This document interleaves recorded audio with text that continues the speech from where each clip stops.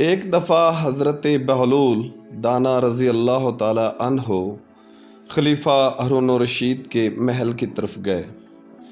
چونکہ حضرت بہلول خلیفہ ہارون الرشید کا رشتہ دار تھا، اس لیے دروازے پر اسے کسی نے نہیں روکا اور وہ سیدھا اندر چلا گیا۔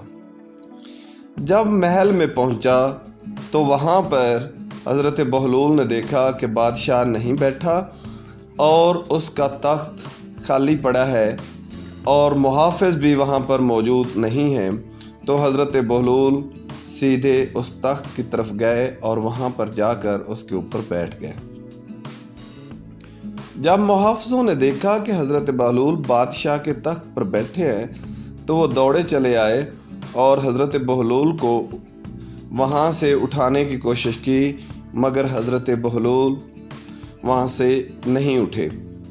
تو محافظوں نے آپ پر کوڑے برسانا شروع کر دیے۔ حضرت بہلول نے چیخنا پکارنا شروع کر دیا، رونے لگے، مگر وہاں سے اٹھے نہیں ہیں۔ اتنے میں خلیفہ کے آنے کا ٹائم ہو گیا اور وہ اور زیادہ زور زور سے حضرت بہلول پر کوڑے برسانے لگے، مگر حضرت بہلول برابر روتے جا رہے ہیں، چیختے جا رہے ہیں، مگر وہاں سے اٹھنے کا نام نہیں لے رہے۔ یہاں تک کہ خلیفہ بھی وہیں آ گیا اور اس نے جیسے ہی دیکھا کہ بہلول تخت پر بیٹھا ہے اور محافظ اس کو کوڑے لگا رہے ہیں، تو اس نے ان کو روکا کہ یہ تو پاگل ہے، اور بہلول سے کہا کہ اے بہلول، تو ان سے مار کھا رہا ہے تو کیوں نہیں یہاں سے اٹھ جاتا، اور ان سے مار کھانے کی کیا ضرورت تھی؟ حضرت بہلول نے اور زیادہ زور زور سے رونا شروع کر دیا۔ خلیفہ کو حیرت ہوئی کہ یہ اب بھی حتیٰ کہ میں نے اس کو کوڑے لگنے سے بچا لیا ہے، پھر بھی یہ اور زیادہ رو رہا ہے۔ خلیفہ نے دلاسا دینے کی کوشش کی اور اس کے قریب ہوا، مگر حضرت بہلول تھے کہ اور بھی زیادہ زار و کتار رونے لگے۔ خلیفہ نے حضرت بہلول کے ساتھ بہت پیار سے باتیں کیں اور کوشش کی کسی طرح یہ چپ ہو جائے، مگر حضرت بہلول بولے کہ اے ہارون، مجھے مار سے رونا نہیں آ رہا، اور نہ ہی میں اس لیے رو رہا ہوں کہ مجھے مارا گیا ہے، مجھے آپ پر رونا آ رہا ہے، میں تو آپ کی قسمت پر رو رہا ہوں۔ خلیفہ ایک دم حیران ہوا کہ یہ کیسا عجیب آدمی ہے، اور اس نے بہلول کے پاس آ کر پوچھا کہ بہلول، آخر کیا وجہ ہے؟ تمہیں مجھ پر رونا کیوں آ رہا ہے؟ تو حضرت بہلول بولے کہ اے ہارون، میں تو ایک چند لمحوں کے لیے اس مسند پر بیٹھا ہوں اور مجھے اتنے کوڑے کھانے پڑے ہیں، اور تو جو یہاں پر ایک عرصہ دراز سے بیٹھا ہے تو تیرا کیا بنے گا؟ اور مجھے اس بات پر رونا آ رہا ہے تیری قسمت پر کہ تو کیسے برداشت کرے گا، تیری تو سزا زیادہ بنتی ہے۔ خلیفہ ایک دم چونک گیا اور چونک کر حیران ہوا اور حضرت بہلول سے کہنے لگا کہ اے بہلول، کیسی باتیں کرنے لگے ہو؟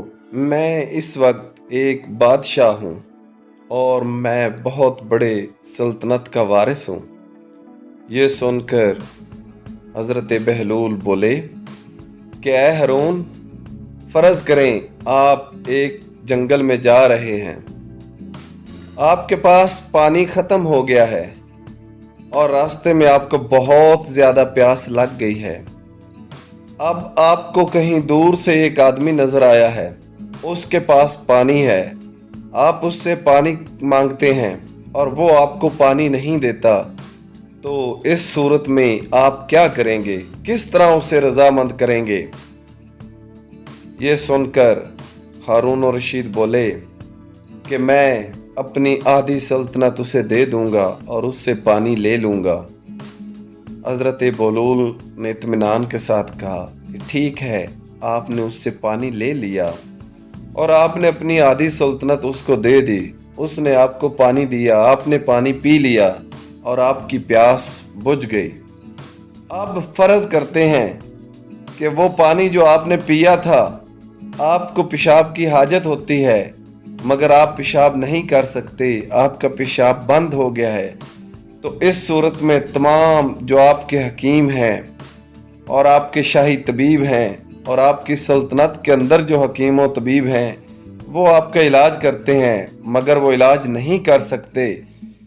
और आपको पता चलता है कि दूर किसी मुल्क में एक ऐसा हकीम है जो आपका इलाज कर सके, तो इस सूरत में आप क्या करेंगे? तो खलीफा हारून रशीद बोले कि मैं उस हकीम को बुलाऊंगा और अपनी आधी सल्तनत उसको दे दूंगा और उससे अपना इलाज करवा लूंगा। तो हज़रत बहलूल बोले कि ऐ हारून, तू एक ऐसी सल्तनत का वारिस है जिसकी कीमत पानी के 2 घूंट के अलावा और कुछ नहीं है, कि 2 घूंट पानी पहले आपने पिया, फिर उस पानी को निकाला और आपकी सल्तनत ख़त्म हो गई। तो क्या आप एक ऐसे सल्तनत के बादशाह हैं तो जिस पर कि मुझे रोना ना आए, तो और क्या मैं आप पर हंसूं? ये रोने की ही बात है और शर्म का मुकाम है। हारून, कुछ रियाया का ख्याल कर।